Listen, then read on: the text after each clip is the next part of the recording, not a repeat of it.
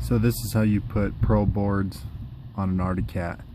You have to take all your rivets out all the way up to the front of the clutch on the plastic, get that loose, get all this stuff off, pull your seat, get it out of the way so you can get to this, because you'll be welding on this right here. You have to cut it and bend it in. Once you get the boards on, the plastic right here will be, you know, sitting out about right here. And then on the Pro boards you have to cut up through here. There is a little bit connected still right here, but it's, you know, it's only about this much, and this is a pain to get bent and in place. If you want to put it back in place, there's a little bend up here to get it in right. And so yeah, you'll just have to clear that, you know, just a little bit on the brake, but you don't have to worry about it much. And then back in here, I cut off this mount and then weld it on a piece of angle iron so that you can bolt it to the existing Pro bracket that comes on the Marantz boards right here. The rest of it I just trim off. Some people trim it straight. If you take these out, there's two pieces of metal right here.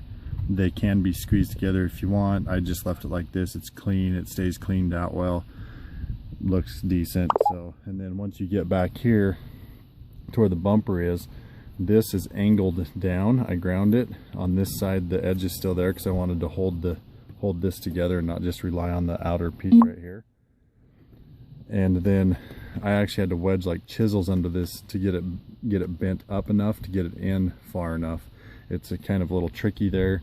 Some of these holes actually lined up with, one of them lined up with an existing rivet hole, and then the rest just sits out there. And then you come back to the mount where I actually put a bigger bolt in it, and there's a real big washer on the back side. I'll show in some pictures now on the, and then once you get all this done, you just have to really like force this in, and you'll have to trim off some of this green back up in there to get the plastic in far enough, and you just push it real hard.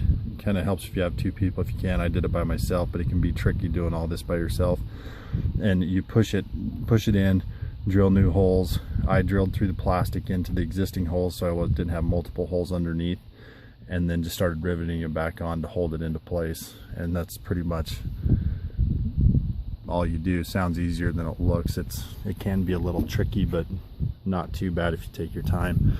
And then over here on this side, same thing on the back, you know, all that's the same. This up here, this is connected a tiny bit right in here, but not much.